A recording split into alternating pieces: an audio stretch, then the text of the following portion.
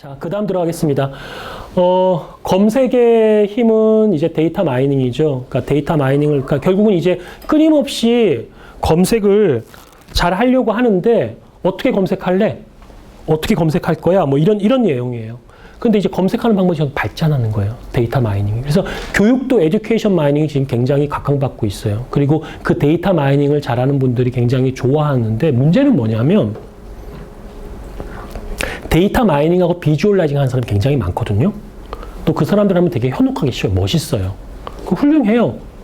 그거 쉽게 쫓아가기 어려워요. 여러분 통계 뭐 SPS 정도 돌리고 뭐 리즈랄 정도 돌리고 구주족방 이런 것 좀 하는 것도 힘들잖아요. 그런 것들 정도를 넘어서요. 그래서 그냥 프로그래밍도 잘해야 돼요.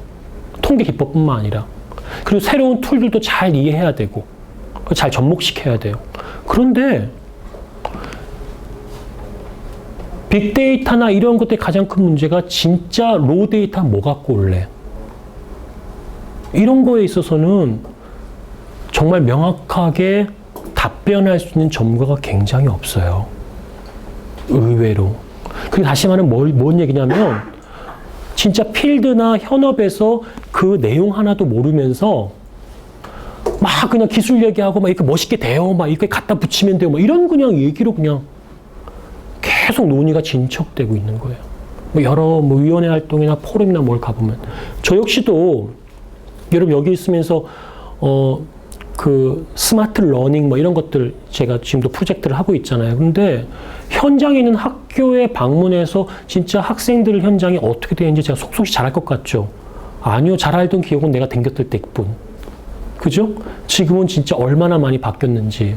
그죠? 그런 것들을 제가 진짜 진지하게 낮은 자세로 이렇게 기회가 닿아서 들어가서 여러 가지 일에, 물론 모든 걸 다 경험해야 한다고 아는 건 아니겠지만, 그죠? 그러한 것들을 충분히 알면서 또 하는 전문가, 그냥 그 어떤 추상적인 것들만 얘기할 수 있는 전문가, 이런 것들이 좀 다양하게 있어야 되는데, 그게 사실은 좀 잘 안 되어 있죠.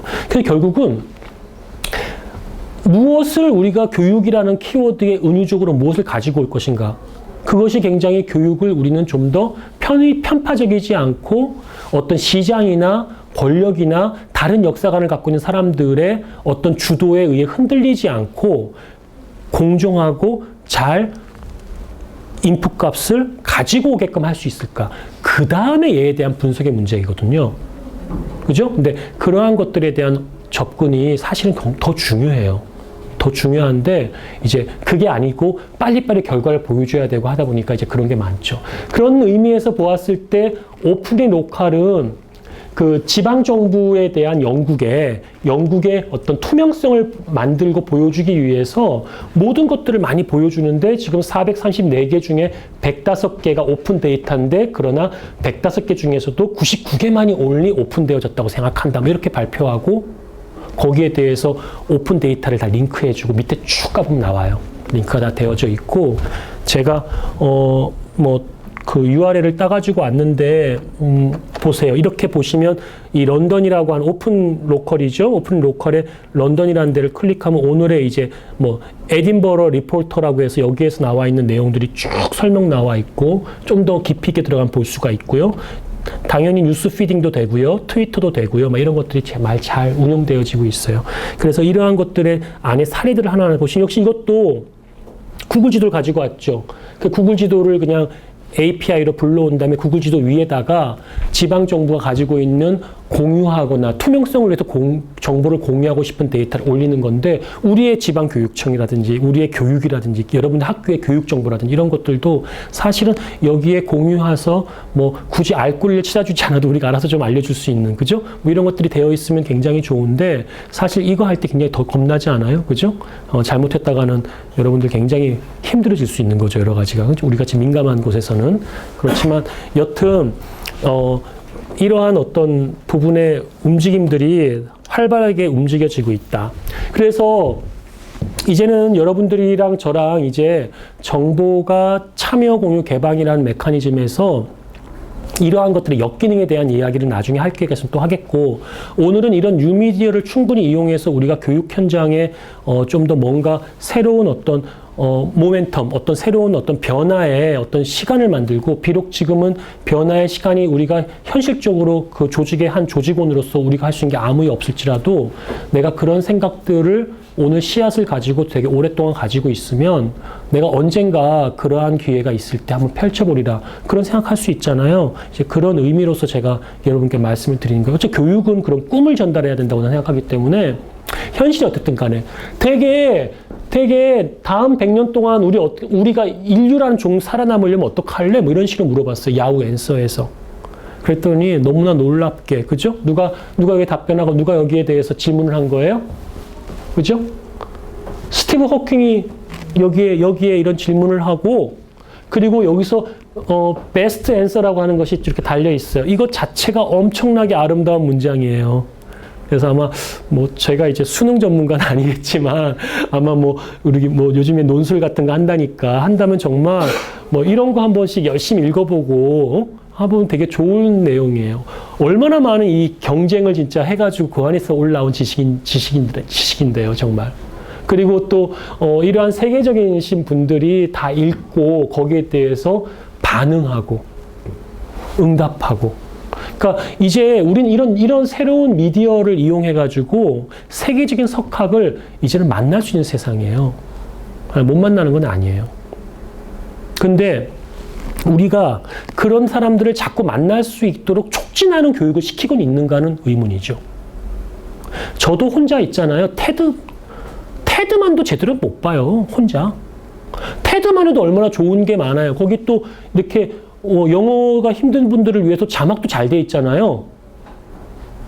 근데 정말 우리는 어려서부터 그런 테드만이라도 하이퍼 점퍼에도 참 짧은 시간 안에 아주 다양한 방대한 이 내용들을 잘 정리하고 했던 분들의 그런 새로운 참신한 시야의 강의 내용들을 우리가 정말 배울 기회가 많은데도 그러한 것들이 정말 우리 어려서부터 아이들에게 일상생활 속의 교육, 또 평생교육처럼 마치 내가 졸업해도 너 비록 그 다음에 고등교육 다른 거 안 배워도 이런 것들만 열심히 쫓아가고 열심히 해도 너는 앞으로 교양인으로서 또 세상에 어떠한 사람을 만나도 설사 그 사람이 얼마나 높은 계급장을 갖고 있는 사람이라 하고 네가 뭐 세상에 보는 그런 직업에 귀천이 없다지만 사람들의 편견으로 낮은 직업에 있다 오는 사람이라 할지라도 넌 가난해 보여도 너는 그 사람과 대화했을 때 절대 밀리지 않는 사람이 될 거야. 얼마나 머리가 빈 그런 사람이 많은 줄 알아? 이런 이야기를 심해주면서 가르칠 수 있을까요? 진짜로?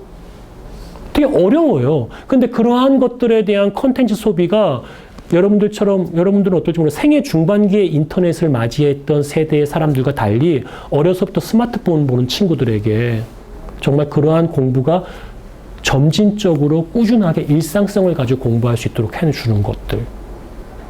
사실 별거 아닌 것 같아도. 오늘날 교육할 수 있는 컨텐츠가 정말 부족한 게 아니라 그런 좋은 선생님들 만날 수 있는 기회가 너무나 많거든요. 역시 본 강의도 그런 의미에서 아마 오픈되어질 거예요. 여러분은 좀 억울한 마음이 있겠죠. 나는 비싼 등록금을 어제 그때 보니까 뭐 700 넘게 아주 그게 710이었던가요? 굉장히 10까지 강조 내가 잊지 않았어요. 그 학생에 대해서. 인정합니다. 그렇게 진짜 이렇게 힘들게 냈는데 지금 또 배울 수 있는 사람에게는 그런 기회가 있는 거잖아요. 그죠? 그래서 그러한 것들을 우리가 어떻게 소비하고 하는지에 대한 것도 고민할 수 있겠죠. 정보 공유는 이런 측면에서 우리가 기대한 것들보다 훨씬 더 많은 어떤 보편적인 혜택들도 기여를 주는데요. 그래서 그런 개방성을 가지기 위한 여러 가지 단계들이 있다. 뭐 이런 이제 피라미드에서 이런 구성들의 내용입니다. 그래서 지식이 어떻게 개방되어질 것이냐, 지식은 어떻게 개방되어지고 연결되어지고 뭐 그럴 것이냐. 또 특히 이러한 것들 보세요. 구글 같은 경우도 지금 일상화되었지만 스트리트뷰 같은 거, 그 다음에 항공 사진. 그래서 항공기를 저 궤도로 띄워가지고 몇백 미터 위에서 니콘 카메라를 막 돌리면서 막 찍잖아, 그죠? 그것도 있죠. 인공위성 올려갖고 또 찍은 것도 있죠. 그 다음에 길거리 다니면서 얘가 또 다니면서 찍잖아요, 그죠? 그러한 것들이 다 업데이트가 되잖아요. 그 비싼 돈으로 만든 지도가 어떻게 돼요? 누구나 보죠.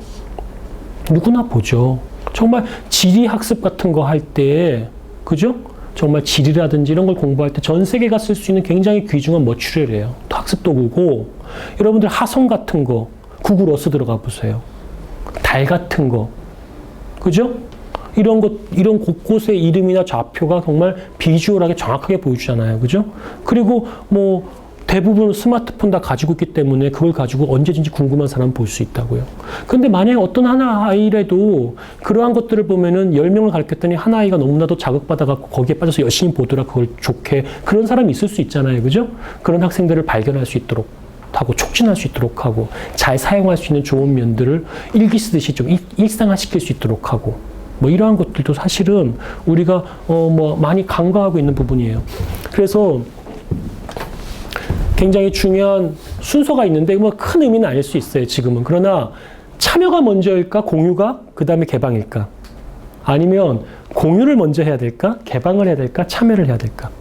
어때요? 그 다음에 개방이 먼저일까? 참여가 있을까? 공유가 있을까? 어떤 것 같아? 한번 생각해 보신 적 있으세요? 우리 참여, 공유, 개방 얘기 많이 하잖아요. 어떤 사람도 여기에 또 뭐 다른 것도 넣기도 해요. 그죠? 그래서 participation하고 뭐 shareness, 오늘 openness 이렇게 얘기하는데 쉐어링이 먼저일까요? 쉐어부터 먼저 할까요? 이런 건 있을 수 있어요. 참여는 개인 차원에서 활발하게 많이 할 수 있잖아요. 그죠? 개인 차원에서. 그런데 공유도 좀 개인도 할 수 있어요. 공유도. 그죠? 근데 공유를 할 수 있도록 개인이 할 수 있도록 기업이 공유 플랫폼을 만들어줄 수도 있어요. 개인이 공유 플랫폼을 만드는 경우는 회사를 차려야 되겠죠. 그래서 자기 방을 공유하는 서비스가 있죠. 에어비앤비. 그죠? 단기간에 전 세계의 호텔 같은 룸을 제일 많이 갖고 있는 것이죠. 그죠? 단기간에 택시 회사를 위협하고 있는 뭐가 있죠? 우버. 그럼 공유 경제잖아요. 또 집카. 제가 나중에 사례로 설명을 또 할 겁니다. 뭐 지금 다 몰라도 상관이 없어요. 그런 서비스 사례들은 여러분들이 알고 있는 대한민국의 주요 포털만큼 경쟁력 그 이상 뭐 때로는 있고 또 많은 유저를 가지고 있고 글로벌 서비스를 하고 있어요. 또 뭐 슬라이드 쉐어도 뭐 개인들의 참여를 통해서 파워포인트를 공유하게 하는 거죠. 누가 파워포인트를 공유해 줍니까? 이렇게 척박한 세상에. 여러분들 저 대학원 다닐 때 선배들한테 파워포인트 하나 받으려면요. 소개팅 해줘야 돼. 그거 해주니까 제일 좋더라고. 잘해주시더라고, 그 다음엔. 기브 앤 테이크예요. 그 다음에 두 번, 세 번 그런 거 안 해주고 계속 자료 받고 족보 받잖아요. 그 다음에 어떤 사람 돼요, 뒤에서? 좀 싸가지 없는 애가 되는 거야. 그렇잖아. 우리가 경쟁주도나 뭐 신자본주의, 신자유주의 뭐 등등 여러 가지 논을 붙여도 결국 거기 안에는 그 맥락에는 주고받고가 분명하거든요. 근데 공유는 도대체 어떤 사람들이 공유할까? 원래부터 착했던 애들? 뭐. 슬라이드쇼에 PPT는 어떤 애들이 올리는 거지? 참 이상하다. 뭐 이런 고민들 하게 되지 않아요? 이제 그런 것들도 우리가 한번 좀 이런 어떤 선순환의 패러다임에서 한번 바라보면 아까 봤던 그런 삐딱한 부정적인 좀 경쟁 중심의 이런 패러다임이 아닌 걸로 바라보면 이 안에서의 패러다임도 그 조건 안에서는 굉장히 괜찮게 형성돼요. 우리가 이 조건이 형성되어지는 패러다임을 사회 구성주로 잘 만들어 놓지 않아서 그래요.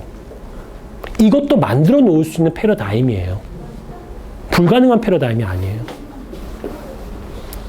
구글이 하우징 그 맵이라는 회사가 크레이그 리스트라고 하는 벼룩시장 같은 리스트에다가 구글 맵을 해킹을 해가지고 하우징 맵을 만들었거든요. 그러자 놀란 거예요, 얘들이. 내 지도를 오픈하기도 전에 이놈들이 먼저 해 먹었네? 굉장히 분노하고 투자자들이 고소해라. 미국은 뭐 고소 이런 게 굉장히 법률 전문가들이 많으니까 또 많이 하는 데잖아요. 그랬을 거 아니에요? 거긴 자본주의 사회 아니에요? 그런데 구글에서 그걸 해킹한 사람을 채용을 해요. 채용을 하면서 구글 맵이 결정을 합니다. 개방으로. 그게 구글 맵이 개방되어진 시초가 되어져요. 사실은. 어떤 한 사람이 불법을 저질렀는데 그걸 계기로 해가지고 그런 결단을 내려버린 거예요. 근데 생각해봐요. 인공위성 찍고 막 이래서 돈 무지하게 썼는데 오픈하게 누가 그걸 갖고 지네들의 벼룩시장에 하우징 맵이라고 해서 지도 위에다가 집 얼마에 팔아요 찍어주는 걸 만들었으면 기분 얼마나 나쁘겠어. 이러한 것들의 변화는, 그 기업이 할 수 있는 많은 일 중에 하나, 국가나 기업은 뭐예요? 개방에 있단 말이에요. 주체에 따라서 그 역할들이 좀 틀려요. 그러나 중요한 거는 선순환이 돌려면 누군가가 선뜻 뭔가를 처음에 내놓고 시작해야 돼. 다 꽁꽁 묶고 다 나 너 못 믿는데 먼저 니부터 내봐. 뭐 이런 분위기가 되겠어요?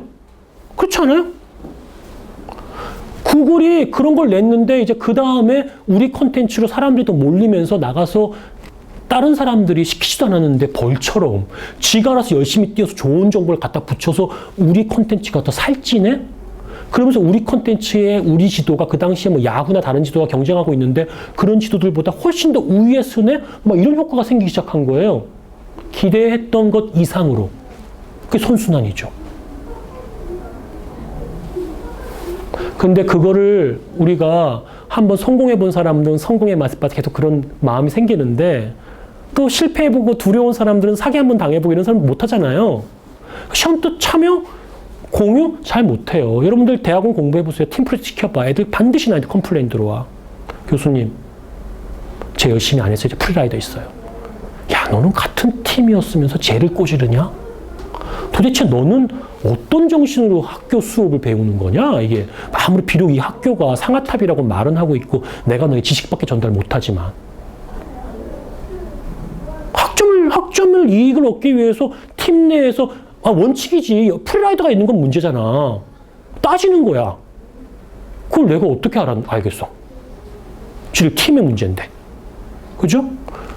이러한 문제들이 이게 참여공유 개방이라는 게 이 적자 생존의 자본주의 사회에서 이게 형성되기가 쉽지가 않아요.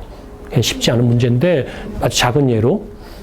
공유의 개방이라는 개념이 데이터가 요즘 인터넷 얘기하시면서 데이터가 많다고 하는데 정말 질 좋은 정보에 대한 거는 많이 퍼져 있나에 대해서 생각해봐야 되고 전문적인 지식을 찾으려고 들어가면 서칭은 되는데 뭐 카페에 가입을 해야 된다거나 그러면 카페에 가입을 해야 상업적인 걸로 흘러가는 부분이 많잖아요. 저게 정말 개방이고 공유고 그런 것인가요? 그게 이제 바로 얘기한 포털과 지금 이런 곳이 갖고 있는 요즘에 굉장히 위기적인 거죠. 본인들이 이제 그렇지 않으려고 하는데도 프로모션 되어지는 것들에 대한 키워드 같은 것들을 검색 키워드, 일본어 학원, 일본어 배우기 이런 거 비싸요. 그 위에 상단가에 올라가려면 그죠? 인터넷 가입 또는 요즘에는 또 더 심지어는 이제 책 같은 것들도 보면은 책 전문을 또 소개해주는 링크를 통해 가지고 또 학원 있죠, 그죠? 결국 그런 것들이 다 상업적인 것들과 연결되지 않을 수는 없죠. 근데 기업도 굉장히 조심스러워요. 그런 상업적인 냄새가 나타나면 사람들이 어떻게 돼요? 빠져나가면서 다른 어떤 다시 말한 그런 데를 찾는 것이죠. 바로 그런 위기라는 것이 또 다른 한편으로는 또 다른 어떤 도전이긴 한데 우리가 지금 우리나라 사회에서의 우리나라 글에 대한 전문 검색을 해야 되는 부분에서 아직 이런 문화라든지 이런 게 익숙하지 않아서 그런 어떤 조금은 아쉽다는 면이 있지만 뭐 영어라든지 이런 부분에서는 충분히 고급 정보들을 상당히 많이 얻을 수 있어요. 일단 위키피디아만 비교해봐도 한글 위키피디아와 영어 위키피디아의 어떤 양의 차이나 어떤 질 정도에 대한 검증된 문제 같은 것들도 굉장히 틀리거든요. 이제 그러한 부분들은 제가 나중에 혹시 기회가 닿아서 뭐 포털에 대한 포털이 갖고 있었던 그간의 비판에 대한 논의를 하게 된다면 한 번 더 설명을 해드릴게요. 그러나 이제 오늘은 좀 어려울 것 같고 아마 강의 계획에도 그런 포털 비판은 잘 안 넣었어요. 좀 조심스러워서. 그러나 이제 그런 문제인식이 아마 다음 서비스를 개발할 때 굉장히 중요한 키워드가 될 거고 그래서 사람들의 그런 어떤 쿼리를 던질 때 쿼리의 문맥을 잘 파악해서 정말 필요로 하는 그 정보를 양질의 거를 잘 정리해서 전달해 줄 수 있도록 하는 거 그러한 것들을 잘 연결지어 줄 수 있도록 하는 거 이제 그런 것들이 중요한 기술이 되겠죠. 자, 그 다음 볼게요. 디지털 컬처에 대한 그 내용을 볼게요. 근데 질문이 잘 녹음됐을지 모르겠다. 그죠? 좋은 질문 하셨는데 다음에 하시면 제가 그 질문을 한번 반복해서 설명을 해드릴게요.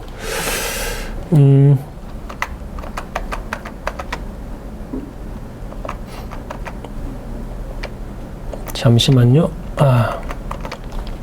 요게 제가 준비를 못한 것 같은데 여기 제가 시간이 좀 없는 관계로 한번 돌아가셔서 요 사이트를 한번 보셔서 디지털 텍스트가 왜 다르고 이런 컬처에 대한 내용을 한번 각자 한번 보셨으면 좋겠고요. 그리고 그 다음부터 좀 잠깐 말씀을 드리겠습니다. 이제 오늘 이야기하고자 하는 주된 내용인데 ICT 정책의 사회과학의 한계예요. 여러분들이 갖고 있는 이제 이 공부의 한계인데 제 소견입니다. ICT 기술이 미치는 영역이 특정 서비스나 산업에 국한되지 않는 건 다 알고 계실 테고요, 이제는. 그리고 이제 편지하는 컴퓨터라는 게 이제 퍼베이시브 컴퓨팅이라는 게 많이 논의됐어요. 유비쿼터스와 뭐 동일하게 취급되면서 많이 나왔는데 뭐 그런 게 다 온 것도 아닌데 ICT 기술이 분명히 우리 사회에 정치 사회에까지 영향을 미치고 있어요. 굉장히 강력하게. 그리고 미국 같은 경우는 오바마의 재선 등 여러 가지에도 빅데이터를 뭐 하고 소셜 네트워크를 분석하고 했던 것이 굉장히 큰 도움이 되고 유권자의 마음을 읽는데 큰 힘이 된 건 사실이에요. 힘을 끼치고 있어요. 그리고 이제 이런 기술들이 클라우드나 웨어러블이나 빅데이터나 뭔가 이렇게 다른 기술 같은 것들로 또 분산되는 것처럼 보이면서도 뭔가 하나로 통합되어지고 있어요. 왜냐하면 사람은 눈이 두 개잖아요. 그러니까 우리가 모니터로 뭘 보면 한 개밖에 못 본다고. 그래서 운전 중에 휴대폰을 하면 안 되는 거야. 안전운전이 위험한 거야. 그죠? 다시 말하면 우리의 어텐션이나 주의나 이런 것들은 한 번에 하나의 디바이스라고. 그럼 한 번에 그 하나의 디바이스가 뭐가 될 거냐가 중요하겠죠. 그 웨어러블이 될 수도 있고 여전히 스마트폰이 될 수도 있고 이러한 것들이 각축전이 계속 이제 열리고 있는 거예요. 지금. 그래서 새로운 것들을 계속 개발하고 있는 거죠. 이제 그런 때예요. 그런데 이렇게 빠르게 변하는 기술에 사회적 규범이나 프로토콜 약속이 어떻게 되냐는 거예요. 근데 이제 굉장히 조심스러운 게 사회과학자들에게 기술결정주의적 사고에 좀 사회과학자들에게 기술결정론 시대라면 사회과학자가 무슨 의미가 있어요? 기술이 다 결정해 주는데 거기에 무슨 인간의 의지가 있어? 인간의 의지에 의해서 사회 구성을 합리적으로 짜서 거기에 기술을 잘 활용하는 것이 온당하지. 여러분 사회과학한 입장에서 기술이 이미 인간의 어떤 경로와 인간의 모든 의지와 모든 판단과 모든 걸 결정해 주는 사회에서 우리가 왜 살아? 기계 부품처럼 영혼 없이. 이제 그런 논쟁이 있는데 우리의 현실은 여전히 이제는 기술 결정적으로 쉽게 이렇게 터치 누르는 거잖아요. 왠지 이게 누르는 거 있을 때 좀 자유롭게 뭔가 소비되는 느낌도 들고 체험적으로 저 역시만 해도 이렇게 앉아서 글자 안 쓰고 앉아서 자판기에 손을 얹어야 생각이 떠오르다니까? 그런 생각 안 들어요? 뭐 레포트 하려고 할 때 자판기에 두 손 올 때 이상하게 뭔가 이렇게 떠오르잖아. 그죠? 뭐 그러한 우리들이 이렇게 변화들을 어떻게 우리가 생각해 볼래? 이런 거예요. 그래서 사회 구성론에 입각한 담론을 강화하고 그 경계를 분명히 하는 작업이 분명히 필요합니다. 섣부르게 기술결정론적 사고를 가지지 못하게 하는 어떤 그런 생각을. 왜냐하면 기술이 너무 빠르게 변하고 기술의 변화와 파급이 너무나 크니까 우리 마음속에 기술이면 모든 게 해결될 것만 같은 그런 유토피아적 생각을 할 수밖에 없어요. 근데 의외로 기술이 우리가 그런 어떤 나이브한 생각 가지고 있을 때 기술을 의외로 음흉하게 다루려는 사람들도 진짜 많고요. 또 기술이 뜻하지 않은 왜곡들도 되게 심하다는 거죠. 그래서 정말 많죠. 그래서 터치 기술에 익숙한 사람들이 뭘 결정하기 전에 뭐 터치부터 해버리고 생각하고 또 뭐 사회적 관계나 체험에 익숙한 이들도 페이스북이 제공하는 관계 지형의 알고리즘에 순종적으로 대응하죠. 뭐 추천 막 뜨잖아요. 내 친구, 얘 누구의 친구, 누구다 막 뜨고, 그죠? 근데 걔네들이 내가 클릭해보고 연결해볼 만한 애들 자꾸 추천해주거든요. 또 링크드인 연결하면 링크드인에서 또 페이스북 친구 불러가고 또 알려주고 또 들어오라 그러고. 그죠? 그리고 막 걔랑 느슨한 유대가 생기면 뭔가 좀 친해진 것 같고 뭔가 좀 되는 것 같고 막 이런 생각 들고. 그죠? 옛날처럼 우리가 명함 주고받고 뭐가 하는 것에 익숙한 것 같으면서 여기에 또 관계를 하는 사람이 있어요. 여기에는 굉장히 많은 해결해야 될 전제가 필요한데 오늘날 사회과학이 분명히 위기라고 보여져요. 물론 뭐 경영학 되게 화랑이고 좋은 건물 지어지고 막 펀드도 모이고 막 분명히 그런 거 있어요. 그렇죠? 그러나 기술에 우리가 너무 정신을 못 차리고 끌려간다건 입장에서 사회과학도 정말 합리적인 어떤 이성에 의해서 갈등을 조종하고 인간들의 규범과 규약을 제시할 수 있고 함직인 경제 활동을 할 수 있도록 그 안에 어떤 가치를 담아낼 수 있도록 하는 데에는 분명히 굉장히 큰 지금 위기인 것 같아요. 정말 여기에 인간의 의지가 작동할 수 있는 빈 공간이 점점 줄어들고 있거든요. 인간의 의지가 작동할 수 있는 건 굉장히 줄어들고 있어요. 여러분들 여기 왔을 때 뭐 먹으러 가지 아무 생각 없이 일단 GPS 열고 위치 알려주고 위치 떴을 때 근처에 맛집에서 추천집 올라간 거 순서 보고 리뷰 몇 개 읽어보고 그 리뷰가 좀 더 와닿게 하거나 이렇게 상업적으로 낚이는 것 같지 않으면 바로 들어가게 되고 이러한 패턴 행동들이 거의 습관화되어지고 그걸 거의 맹신하게 되고 뭐 그런 것들이 좀 더 정교화되어지면 마치 거기서 제시해 주는 게 진짜 답인 것 같고 뭔가 우리가 수동적인 어떤 그런 것들이 점점 더 스며드는 기술 속에서 굉장히 나도 모르게 쑥 들어간다 이거죠. 근데 이런 기술의 속도가 인간이 숙고할 만큼의 여분을 가지고 있지 못하잖아요. 너무 빠르니까. 또 너무 또 광범위하고 기술이 미친 영역은 너무나 크고 또 새로운 기술들이 또 나타나고 그것도 되게 멋있어 보이고 또 그걸 또 쫓아가서 막 기술을 설명하고 나가는 공학이나 이런 사람들 보면 또 대단해 보이고 뭔가 쫓아가지 않아도 위험할 것 같고 내 자리가 나 쫓아가야만 될 것 같고 뭐 이런 거예요.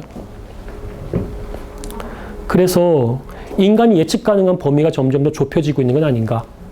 그죠? 이런 문제를 어떻게 해결할 것인가. 뭐 이런 생각을 해보는 거예요. 제가 이제 오늘 첫날이기 때문에 여러분과 제가 같이 한번 생각해 볼 방법이에요. 저는 그 여러 가지 것들 중에서 여전히 인공지능이나 로봇이 강한 인공지능이 나오려면 앞으로 한 50년 남았다고 보통 그러거든요. 학자들이. 그걸 더 빨리 온다는 사람이 있어요. 30년. 여러분 이미 뭐 카터에 비콘 껴있거나 RFID 껴갖고 쓱 지나가면 자동으로 물건 다 계산되니까 여기 계산대에 앉아갖고 이렇게 해주시는 어르신들 고생 많이 하지만 그 직업 자리가 점점 더 좁혀진 거 당연하고 여러분들 뭐 회사에서 중간 관리자 기술자들이란 사람들이 엑셀 도표 정리하고 뭐 이런 거 정리한 정도들도 이제는 자동화되어져 가지고 안 되기가 가능하고요. 또 저널리즘이 있죠. 저널리즘에서 있어서도 기자들이 있죠. 기자들도 현장 기자 이제 뭐 죽을 수도 있고 한데 현장 기자 살 수 있게 보내겠어요? 전쟁터에? 드론 띄우지? 드론 띄워 찍으면은 현장 기자가 보내주는 리포트랑 얼마나 큰 차이가 날까요? 리얼리티에 있어서나.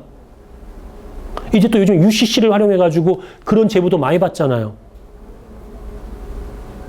기자의 고유 영역인 자기 자신의 어떤 창발적인 아이디어를 써서 좋은 기사를 쓰고 꼭지를 잘 잡아낼 수 있고 하는 그런 부분들에 대한 몇몇 부분 빼놓고 게이트 키핑을 할 때 기자들이 가져야 될 뭐 거룩한 소명의식이나 이런 것들 빼놓고 정말 우리가 여러분들이 다 장수할 거 아닙니까? 100살 살면 앞으로도 뭐 70년, 80년 남았을 텐데 7, 80년 뒤에 그런 세상이 진짜 지금 막 신난다 언론인 됐어 했던 사람들 그때 가서 그 자리가 유지될 것 같아요? 그렇지가 않아요. 제가 50대에 있는 제 선배님들 만날 때요. MBC나 KBS 들어간 기자들이 있죠. 나쁘다는 뜻 아니에요. 절대 오해하면 안 돼요. 그분들이 여러분들 지금 보면 망해가는 뭐 무슨 일보 무슨 일보 이런 거 많이 있잖아요. 그런 데가 뭐 그런 데를 먼저 지원하고 좀 어려웠으면 훌륭한 분이지만 그 다음에 지원하는 순서였다니까요. 그때는 그래도 적어도 기자는 뭐예요? 신문 종이에 나가는데 글을 써야지. 이게 자부심이라니까. 어디 딴따르처럼 방송에 나가고 하는 기자가 기자야. 그게 바뀐 게 80년대 들어오면서 바뀌기 시작해요. 칼라 TV 나오고 막 이러면서. 지금은 우선적으로 그런 데부터 공중파 들어가고 싶죠. 그게 저희 세대에도 경험한 직업의 변화예요. 근데 그 기자들이 고유한 영역이 될 거라고요. 지금 드론 나오고 저 꽃보다 할배 보니까 막 벌써 이미 드론 올라갔던데 저번에. 드론이 싸요 의외로. 그거 찍잖아요. 멋있게 나오던데. 아 좋더라고. 다시 말씀드립니다. 기계가 인공지능으로 할 수 없는 걸 이제 꿈꿔야 돼요. 여러분들이 앞으로 살아가시고 여러분들이 정말 많은 걸 남기기 위해서 지금부터 고민해야 될 부분이 그러려면 기계가 아직 못하는 건 꿈을 못 꿔요. 환상을 못 봐요. 아직 얘들이. 환영을 못 보고요. 얘는 은유가 아직 충분하지, 메타포가 충분하지 않고요. 인간의 역사성 속에 묻어있는 한이라는 걸 걔에게 한이라고 하는 개념을 가르쳐 주려면 또 일본인들의 국화와 칼의 그 기본 컨셉을 걔들에게 가르쳐 주려면 얼마나 많은 인공지능의 그 로봇이 이해하기 굉장히 어려운 난제 중에 난제예요. 우리 사람은 몇 권의 책을 보고 어려서부터 숙련받아서 알 수 있는 개념인데 인문학에는 정말 공학과 사회과학의 출발점이고 인간이 꿈꿀 수 있는 모든 가능성이 굉장히 총합입니다. 그래서 초연결 사회의 사회 구성의 원리를 공고하게 하기 위해서 새로운 시야가 필요하다면 그 시야의 원천은 다시 인문학으로 돌아갈 수밖에 없어요. 제가 그런 생각이 많이 들더라고요. 여러분 중에 인문학 전공하고 여기 사회과에 오신 분이 어떤 분이 있을지는 잘 모르겠으나 뭐 철학이든 종교든 뭐 인문학이라고 해서 꼭 그렇진 않아요. 옛날 때 봤을 때 인문학에 보면 뭐 춤추는 것도 있고 예술도 있지만 뭐 수리 같은 것들도 있고요. 의외로 우리가 생각하는 공대 쪽 계열도 좀 많이 있어요. 인간 중심의 사회에서 절대로 필요한 거죠. 뭐 애플이 뭐 스티브 잡스가 뭐 한자를 배워가지고 서예를 배워갖고 어쨌다 뭐 이런 걸 다 떠나서도 충분히 그런 사례가 있고요. 미래의 먹거리가 역시 그러니까 인문학에 있는 거죠. 그래서 여러분들이 인문학적 상상이나 환영이나 이야기, 스토리, 지금 스토리텔링, 교육의 스토리텔링을 이야기할 때, 한국적인 교육하고 싶을 때, 한국의 얘기를 할 때 어떻게 할 거예요? 그런 인문학적인 메타포를 가지고 뭐 도구적으로 이러한 교육적 방법들의 도구를 쓰겠죠. 그렇지 않아요? 그래서 희노애나 해락이라든지 욕망 뭐 이런 것들을 어떻게 쓸지에 대한 총찰력을 저랑 함께 한 학기가 끝날 때까지 계속 고민해 보면 좋을 것 같고요. 마지막 소개할 게 유한게임과 무한게임. 그래서 유한게임은 이기는 거고요. 적자 생존이고 승자가 모든 것을 얻어요. 위너 테이크스 올이야. 그리고 경쟁이 유한게임이에요. 무한게임은 게임 자체를 계산합니다. 게임을 해서. 무한한 거예요. 그래서. 승자는 패자에게 게임을 잘해줄 조언자 역할을 하고요. 승자는 구성원들과 승리를 나누어 가져요. 무한게임은. 그래서 게임의 방향이나 양식이나 목적이나 규칙이 다양하고 복합적이에요. 유한게임은 게임이 명확하고 고정되어 있지만 좀처럼 안 바뀌어요. 그러나 뭐 규칙도 바뀌지 않겠죠. 무한게임은 합의하에 규칙도 바꿀 수 있고요. 또 무한게임의 참가자들은 죽음을 게임을 계속하기 위한 한 방법으로 생각할 수 있어요. 죽는 것을. 게임은 이어지는 거예요. 일생 동안 게임을 하는 게 아니라 게임을 하는 동안만 사는 거예요. 이런 식의 이제 게임 방법들이 우리는 이제 유한 게임만 되게 익숙한데 그래서 우리가 지금까지 익숙해왔던 뭐 테일러식의 제로섬 게임이라든지 뭐 구성주의의 논이라든지 여러분들 뭐 앞에 수업에서 많이 배울 거예요. 인지주의적인 교육 방법이라든지 그 역사라든지 어느 유명한 학자가 뭘 했고 개실험을 어떻게 해서 우리가 어떻게 심리학적인 접근을 하고 그래서 뭐 그런 힘을 얻어가고 교육이 얼마나 과학화되어지고 뭐 이런 얘기 많이 배울 거예요.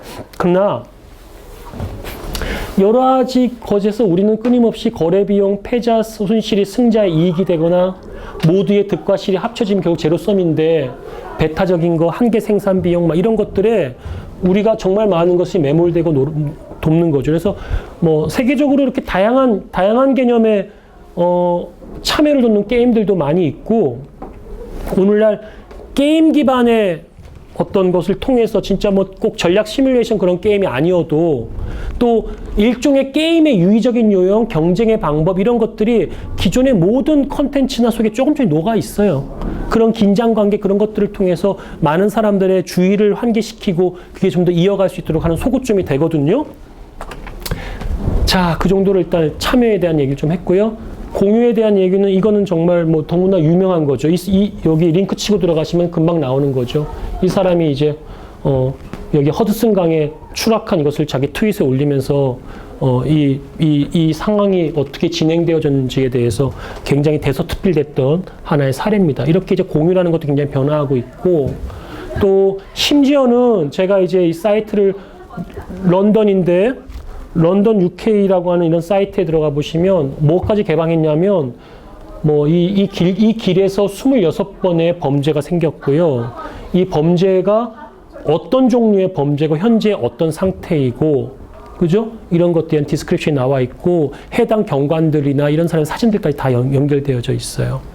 우리로서는 굉장히 조심스럽게 개방해야 될 정보일 수도 있는데 영국은 아주 철저한 경찰 나라이면서도 동시에 또 이러한 것들도 공유 측면에서 많이 진행하고 있다는 것이죠. 제가 뭐 교육과는 상관이 없지만 일예로 소개를 했으니까 참고로 해서 기회 되시는 분은 police.uk 치고 들어가서 크라임 맵을 선택하시면 이 내용을 자세히 풍성하게 볼 수 있습니다. 자, 이렇게 해서 제가 급하게 오늘 여러분과 강의를 마치겠고요. 다음 주, 그 다음 주 한두 주 더도 요렇게 여러분들이 전반적인 기술 트렌드를 우리가 어떤 맥락으로 통찰하고 바라볼 것인가, 그리고 내가 앞으로 공부한다면 어떤 주제와 키워드를 할 것인가를 좀 볼 거고요. 그리고 그 이제 다음 주가 넘어가면서부터 하나하나 세부 기술을 얘기하면서 그런 세부 기술들이 우리 교육에 어떻게 맞추어질 것인가가 아마 제가 강의 계획서에 써져 있는 세부 테마와 함께 아마 진행을 될 거예요. 그래서 녹화는 한 11주 정도 할 거고요. 예. 수고하셨습니다. 감사합니다.